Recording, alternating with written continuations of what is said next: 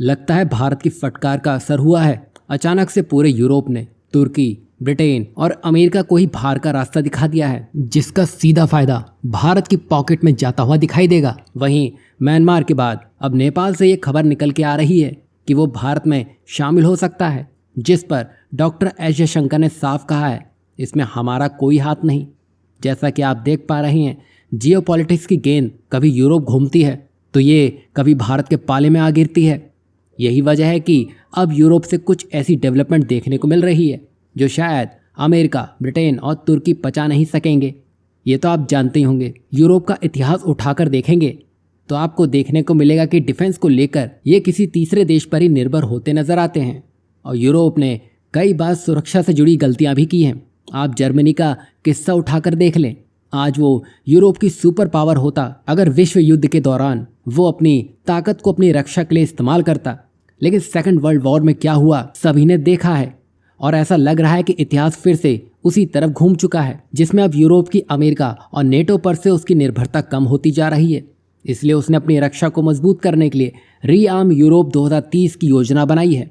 मतलब आने वाले 5 सालों में यूरोप मिलिट्री डिफेंस में मजबूत बनने की ठान चुका है और इसको पूरा करने के लिए यूरोप आने वाले 4 सालों में 800 बिलियन यूरो यानी कि तकरीबन 872.47 बिलियन डॉलर जुटाने की योजना बना चुका है। साथ ही 150 बिलियन यूरो का लोन उठाकर वो आधुनिक हथियार और तकनीकों पर निवेश कर रहा है। मतलब मोटा मोटी मान के चलिए कि यूरोप 1 ट्रिलियन सिर्फ हथियारों में ही खर्च करने जा रहा है। अब आप सोचिए, यूएस जो हथियारों को एक्सपोर्ट और बनाने को लेकर इतना एडवांस है, अगर उसे ही इससे दूर रखा जाए तो आप सोचिए उसकी हालत क्या होगी। मतलब इतना मोटा पैसा उसकी एक गलती से जा चुका है। अब जब अमेरिका ने खुद कह दिया कि यूरोप को अपना देखना होगा और उसे अपनी रक्षा खुद ही करनी पड़ेगी, यही वजह है कि यूरोप ने खास तौर पर बाय यूरोपियन अप्रोच को अपनाते हुए आगे बढ़ने का सोचा है। मतलब सिर्फ यूरोपियन से ही खरीदा जाएगा। मतलब सीधे सीधे अमेरिका गया, ब्रिटेन पहले ही यूरोपियन यूनियन से बाहर निकल चुका है और तुर्की जैसा कि आप जानते हैं वो बिन पैंदी का लोटा है। इसका एक पांव रूस में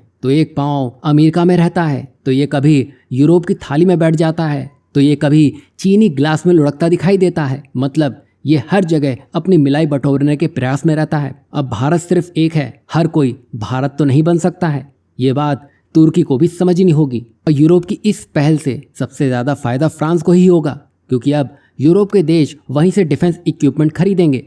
लेकिन साथ ही साथ ये भारत के लिए भी एक बड़ा जैकपॉट अवसर बनकर सामने आ रहा है, क्योंकि हाल ही में भारत और यूरोपियन यूनियन सुरक्षा और आतंकवाद के मुद्दों पर चर्चा साथ कर चुके हैं, जिससे पाकिस्तान की हालत खराब होगी, क्योंकि पाकिस्तान को मोटी फंडिंग यूरोपियन यूनियन से ही आती थी। वहीं भारत को इस मौके का फायदा उठाते हुए यूरोप के साथ अपने स्ट्रेटेजिक और डिप्लोमेटिक रिलेशन को और मजबूत करना चाहिए। यहाँ आपको क्या लगता है, ग्लोबल पावर बैलेंस बनाते हुए क्या भारत को यूरोपियन यूनियन के इस प्रोजेक्ट में शामिल हो जाना चाहिए? तो वहीं दूसरी तरफ भारत के पड़ोस में कुछ ऐसा हो रहा है जिससे म्यांमार के बाद ये संकेत मिल रहे हैं कि जहां नेपाल भारत से जुड़ने के प्रयास भी कर सकता है।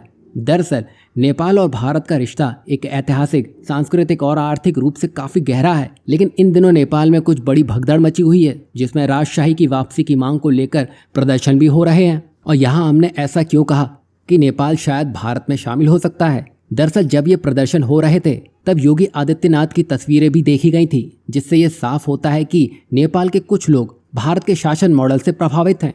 यही वजह थी कि आनन फानन में नेपाल के विदेश मंत्री आरजू राणा भारत में आकर सीधे भारतीय विदेश मंत्री डॉक्टर एस जयशंकर से मिली और इस मुद्दे पर बातचीत की। यही नहीं, नेपाल में कुछ लोग हिंदू राष्ट्र व राजशाही की मांग भी कर रहे हैं, जिसमें भारत के समर्थन की अटकलों से सरकार चिंतित होती दिखाई दे रही है। यही वजह थी कि नेपाली विदेश मंत्री ने भारत से बात की है। वहीं काठमांडू पोस्ट ने आरजू राणा से इस मुलाकात के बारे में बातचीत की है। उन्होंने भारत के विदेश मंत्री डॉक्टर एस जयशंकर से साफ तौर पर पूछा कि क्या भारत ने नेपाल में राजशाही और हिंदू राष्ट्र समर्थन आंदोलन को सपोर्ट कर रहा है। इस पर एस जयशंकर ने स्पष्ट रूप से कहा है कि भारत की इसमें कोई भूमिका नहीं है और भारत इस मामले में शामिल नहीं है। और यहाँ जो दोनों देशों के विदेश मंत्रियों की मुलाकात हुई है तो ये सिर्फ राजशाही के बारे में नहीं थी, बल्कि व्यापार और भारत नेपाल की साझेदारी पर भी चर्चा हुई है, जो दोनों देशों के मजबूत संबंधों को भी दिखाता है। वहीं जब से डॉक्टर एस जयशंकर ने नेपाल को साफ कह दिया है, तब से नेपाल सरकार को कुछ राहत जरूर मिली है और उनकी जान में जान आई है, क्योंकि यहाँ नेपाल सरकार जानती है कि भारत अगर साथ रहता है तो बड़ी सी बड़ी जंग भी वो जीत सकता है। यहाँ चीन का कोई एंगल नहीं है, क्योंकि यहाँ मामला हिंदू राष्ट्र व राजशाही का है। वैसे आपको क्या लगता है, भारत को इन सब से दूर रहना चाहिए या ज़रूरत पड़े तो भारत को इस मामले को अपने तरीके से हैंडल करना चाहिए? अपनी राय इस पर ज़रूर दीजिएगा।